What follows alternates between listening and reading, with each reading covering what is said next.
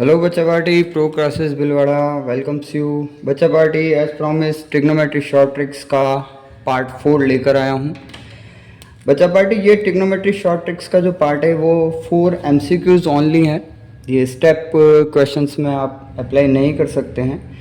अब इस टाइप के क्वेश्चंस के बारे में अगर मैं बात करूँ बच्चा, तो ये इस तरह के क्वेश्चंस होंगे जहाँ ट्रिग्नोमेट्रिक टर्म्स का कुछ एक इक्वेशन टाइप कुछ आपको दिया हुआ होगा और उनके जो MCQs होंगे वो भी ट्रिग्नोमेट्रिक टर्म में ही होंगे.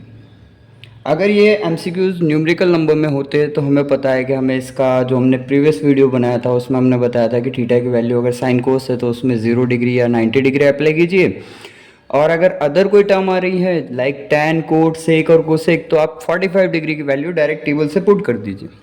अब इस तरह के क्वेश्चंस को सॉल्व करने के लिए आपको क्या करना है, आप दो चीज़ें ध्यान रखिए. सबसे पहले तो ट्रिग्नोमेट्रिक टर्म्स का जो रेशियोज हैं, जैसे sine theta perpendicular by hypotenuse, cos theta base upon hypotenuse, tan perpendicular upon base, cot base upon perpendicular, sec hypotenuse upon base and cosec hypotenuse upon perpendicular. और ये जिन्होंने भी ट्रिग्नोमेट्री फर्स्ट एक्सरसाइज भी पढ़ी उन्हें अच्छी तरह से बताया है कि ये जो इस मैजिक वर्ड्स हैं इससे हम ऑल 6 ट्रिग्नोमेट्रिक रेशियोज लर्न कर सकते हैं. याद करने की ज़रूरत ही नहीं होती, इन 2 वर्ड से ही हम कर लेते हैं. अब हमें यहाँ पर सिर्फ एक चीज़ याद रखनी है, वो ये कि हमारे पास जो राइट एंगल ट्राइंगल के मेजरमेंट होते हैं उनमें सबसे छोटी साइड वाला जो ट्राइंगल है जिसमें बेस 3, परपेंडिकुलर 4 एंड हाइपोटेनस 5, इस चीज़ को आप याद रखिए कि बेस, परपेंडिकुलर एंड हाइपोटेनस कौन सा वाला ट्राइंगल यूज़ कर रहे हैं हम, 3, 4 एंड 5. जो स्मॉलेस्ट पाइथागोरस ट्रिक है उसी की हम बात कर रहे हैं. अब इस क्वेश्चंस की अगर हम बात करें, लाइक ये फर्स्ट क्वेश्चन है कि 1 plus tan square theta upon 1 plus coat square theta. अब करने में हम इसे किस तरीके से कर सकते हैं, हम इसको करने में इस तरीके से भी कर सकते हैं. जैसे ये क्वेश्चन हमें दिया हुआ है, ये दिया हुआ है 1 plus, question is given 1 plus tan square theta upon 1 plus coat square theta. अब इसको अगर MCQ में मुझे सॉल्व करना है तो मैं बहुत सिंपल सा काम करूँगा. मैं याद रखूँगा कि मेरे पास एक ट्रायंगल है जिसका बेस 3, परपेंडिकुलर 4 एंड हाइपोटेनस 5 है. और अब मैं tan का रेशियो अगर फाइंड करने की बात करूँ तो tan थीटा का जो रेशियो होता है वो परपेंडिकुलर अपॉन बेस होता है, और कोट थीटा का जो रेशियो होता है, कोट थीटा जो होता है वो बेस अपॉन परपेंडिकुलर होता है. तो मैं यहाँ डायरेक्ट ही अब जैसे यहाँ पर ही आ गया तो मैंने यहीं थीटा ले लिया एक एज पर एग्जाम्पल अपने क्वेश्चन को फटाफट सॉल्व करने के लिए. तो परपेंडिकुलर मेरा 4 हो जाएगा और बेस मेरा 3 हो जाएगा. उसी तरह बेस मेरा 3 हो गया, परपेंडिकुलर मेरा 4 हो गया. नाउ आप सीधा वैल्यू रखिए. जैसे tan स्क्वायर है, tan की वैल्यू क्या बन गई इस ट्रायंगल के हिसाब से, 4/3 whole square upon 1 plus cot की क्या बन गई, 3/4 होल स्क्वायर. अगर मैं इसको सॉल्व करने जाऊंगा तो 1 plus 4 square is 16/9 upon 1 plus 9, 3 square 9, 4 square is 16, taking LCM 9 plus 16 upon 9 upon 16 प्लस 9 अपॉन 16. क्रॉस मल्टीप्लाई भी करूँगा, 9 प्लस 16 ये हो गया 25/9. इसका क्रॉस मल्टीप्लाई कर दूंगा 16 अपॉन 16 प्लस 9 25, 25 टू 25 कैंसिल आउट, ये हो गया 16/9 आपके पास बचा हुआ है. 16/9 यानी 4 स्क्वायर बाय 3 स्क्वायर. तो हम इसको लिख सकते हैं 4/3 होल स्क्वायर. और अब यहीं से आ जाओ, 4 आपका हो गया परपेंडिकुलर, 3 हो गया आपका बेस.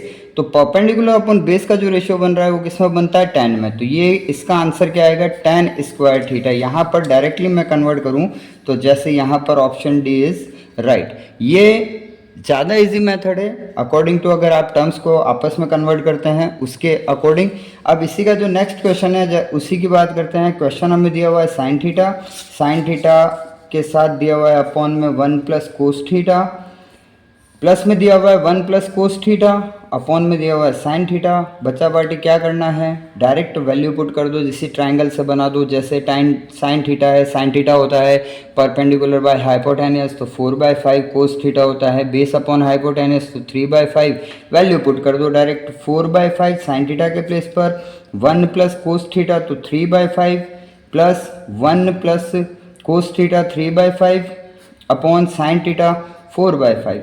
और इसको सॉल्व कर लो। 4/5 इसके डिनोमिनेटर में टेकिंग एलसीएम 5, 5 + 3 8, 8/5 प्लस यहाँ पर 5 + 3 8/5 अपॉन में 4/5।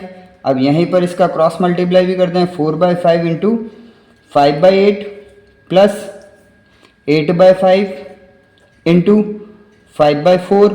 तो यहाँ पर देखो 5 to 5 कैंसिल आउट, 4 1 = 4, 4 2 = 8, क्या बचेगा 1/2 प्लस यहाँ पर 4 2 = 8, 5 से 5 कैंसिल, क्या बचा 2/1, क्या आ गया आपके पास में। अब टेकिंग एलसीएम, इसका अगेन एलसीएम ले लेते हैं, तो 2 1 + 4, 1 + 4 हो गया 5/2। अब 5/2 आपके पास नहीं आ रहा, लेकिन अब अगर हम ऑप्शन इसके चेक करेंगे तो इसके ऑप्शन में ईच ऑप्शन के आगे 2 मल्टीप्लाई करके दिया हुआ है, 2 मल्टीप्लाई करके दिया हुआ है, तो वी कैन राइट, हम इसको 2/2 से मल्टीप्लाई कर देते हैं 5/2, तो 5/2 तो ये हो जाएगा 2 इंटू 5/4, ये रहा।